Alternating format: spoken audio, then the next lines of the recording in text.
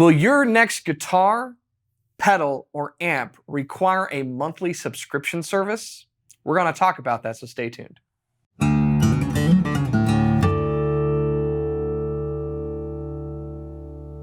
Hey, you're watching Alamo Music TV. My name is Chris McKee with Alamo Music Center in San Antonio, Texas. You can find us online at alamomusic.com. If you're new to our channel, make sure to subscribe, turn on notifications, like our videos. If you'd like to support the channel, make sure to visit our Teespring store for custom designed t-shirts. And of course, you can buy stuff from us as well. So it's an interesting question that I want to pose to you today. I want you to think about it because I think it's coming in the not too distant future. Is your musical instrument, whether it's guitar, bass, amps, pedals, what have you, going to come with, offer, or require a subscription service in order to work in the future? Now, as musicians, with our instruments, this might actually sound like preposterous, but if you look at what's going on in the larger segment of our population when it comes to retail, services, and manufacturing, every company is trying to figure out a way to leverage a monthly subscription to go with their offerings. So let me give you a few examples. We can go all the way back to when the iPhone first came out with an app store, of taking a device and then further leveraging the value of that device, whether it's hardware or software, through a service of some kind. In that particular case, the App Store allowed you to purchase additional software to add to your phone in a very easy manner from one place. Then we had the rise of things like Netflix, where you might not even remember this, but once upon a time, Netflix would mail you DVDs in the mail for you to watch. Oh my gosh, that's so archaic now. Now it's just a streaming service, Now we just can sit there and let the TV wash over us in the evenings with a plethora of choices. And here's what happens a lot of the times. We cut cable at our house, and I thought, hey, we're saving money. But you have Netflix, and then you have Prime Video, then you have Hulu along with your Disney Plus subscription, and ESPN Plus that doesn't show sports on it live. What is up with that? That's kind of a waste. And you've got Peacock. You've got all of these other subscription services that all add up to basically be $5 here and $5 here and $11 here, and being more than what our cable bills were before. But we've, as a society, largely moved away from the previous model of our entertainment consumption to this new model. Well, now that same idea about subscriptions is moving into other areas that we never would have thought of before. So consider now that a company might make a product and sell you that product not in order to make a profit on the product, but on the service.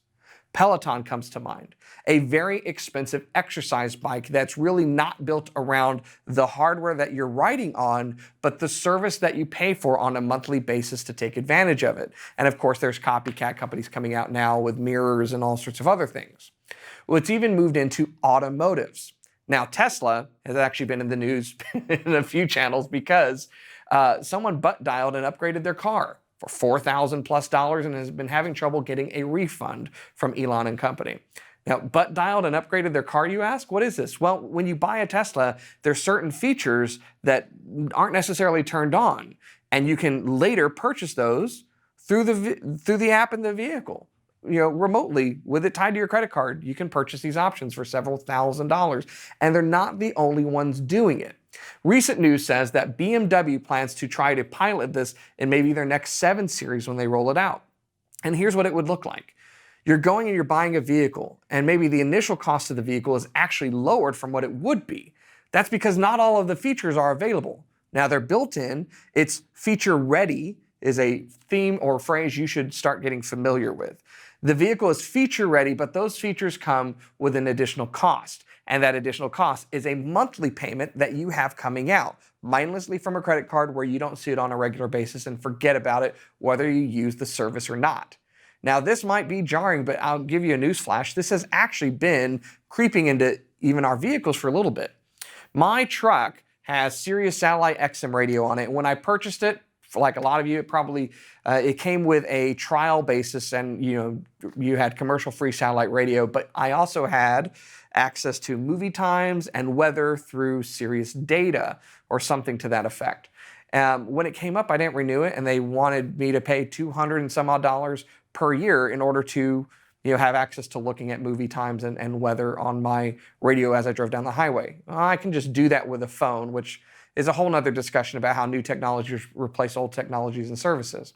But by and large, we can see that where a lot of companies are moving to in our economy is to offering you services with goods, whether it's hardware or software, that comes with a monthly subscription.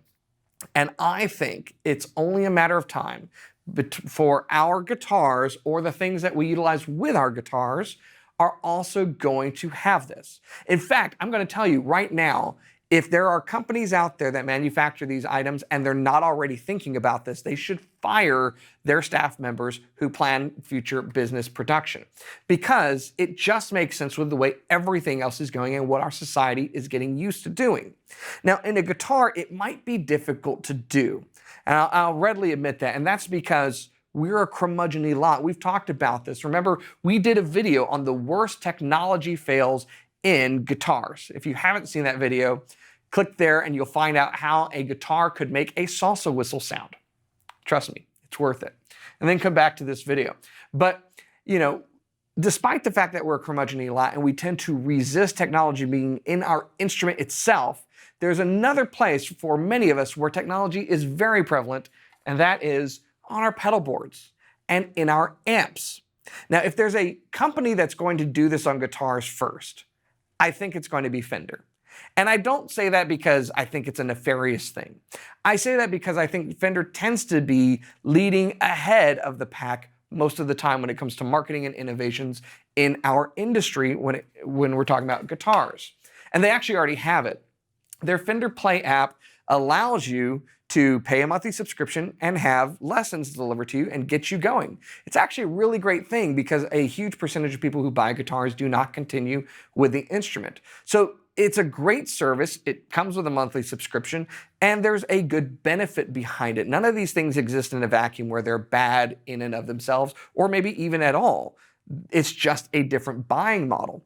But what I could see Fender doing is adding on to their selection of apps and services so that with your monthly subscription, you aren't just getting access to lessons and groups and forums and Facebook groups where you can communicate with people regardless of what instrument you're playing, while also being delivered information and, or ads where people are playing Fender and doing lessons on Fender products and slowly moving you toward Fender products. That's just kind of how marketing works, right? It's really smart. But I could see Fender kind of leveraging this service and the technology that they have to do more. So think about their pedal line. Now, this is a Boss pedal. This is fully digital. So any pedal company that makes something that's very digital could effectively offer you a subscription service to, on the regular, give you more content, right? More patches, more software, more sounds, more capability. In fact, Eventide already does this. It's not on a subscription basis, but if you look at their H9 pedal, there's different tiers to it. The H9 Max has every single sound that they offer. The H9 Core doesn't. But if you buy the Core and you want the Max, guess what? It's an in-app purchase away, and you can have that on your pedal. So I don't think it's a very difficult thing to make the jump that the electronics like pedals that we have could see this.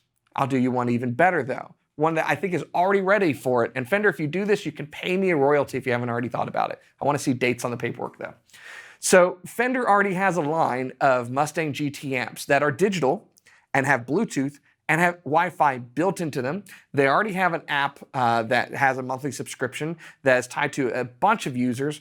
Why wouldn't they just simply add capability to the app, work with their huge swath of artists that they have, and bring custom curated content to your phone, to your computer, and to your amp based upon a small monthly subscription? It kind of makes sense, right?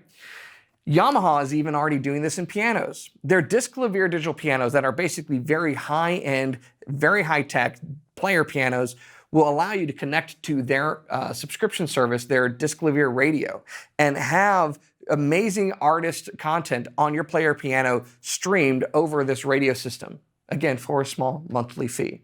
So it's here and it's creeping in, and I'm curious about what the future will hold. If there becomes a day when us as guitarists are comfortable with more and more technology on our actual instrument, then I think we will see this creep in ever more, where maybe it's not something that's required, but it's definitely something that's offered to help increase the experience as a player with a monthly fee. So I'm curious what you think about that, because I think it's going to be here. In some cases, it already is. Are we going to resist it? Are we going to find enough value in it to embrace it? And once we do, what happens then? Blockbuster went the way of the dodo after Netflix rose to, fame, stardom, and being a kind of empire monolith on its own. What else could happen once we open the door to monthly subscriptions when it comes to our guitar playing? I'd like to hear from you, see what your opinion is on the matter. If you're new to our channel, make sure that you subscribe, turn on notifications, like our videos, keep coming back for more. Remember, at the end of the day, the very best guitar in the world is the one that you're paying $6.99 a month to play. I hope not. I'll see you next time.